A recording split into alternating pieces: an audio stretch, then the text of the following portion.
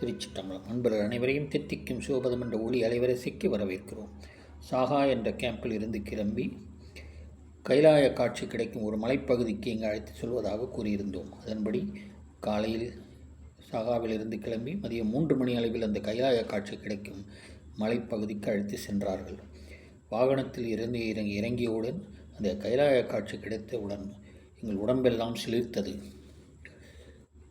மன்னிய திருவருள் மலையே போற்றி, தென்னாடுடைய சிவனே போற்றி, எந்நாட்டவர்க்கும் இறைவா போற்றி என்று அனைவரும் பாடியவாறு நெடுஞ்சான் கிடையாக நிலத்தில் விழுந்து வணங்கினோம் இறைவனை.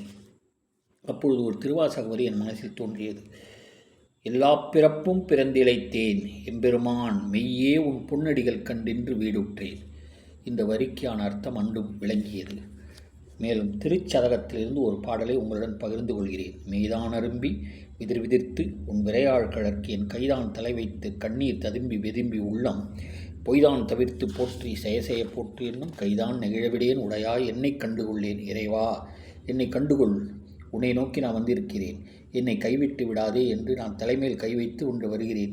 இறைவா, என்னை கண்டுகொள் என்பதாக அர்த்தமாக மாணிக்கவாச சுவாமிகள் கூறியிருக்கிறார்.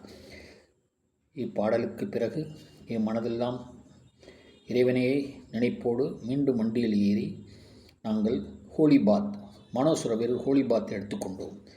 ஹோலிபாத் எடுத்துக்கொண்டு அன்று இரவு மனோசுரவில் கேம்பில் தங்கினோம். சிவய நம. திருச்சிற்றம்பலம். சிவசிதம்பரம். அருட்பெருஞ்சோதி அருட்பெருஞ்சோதி தனிப்பெருங்கருணை.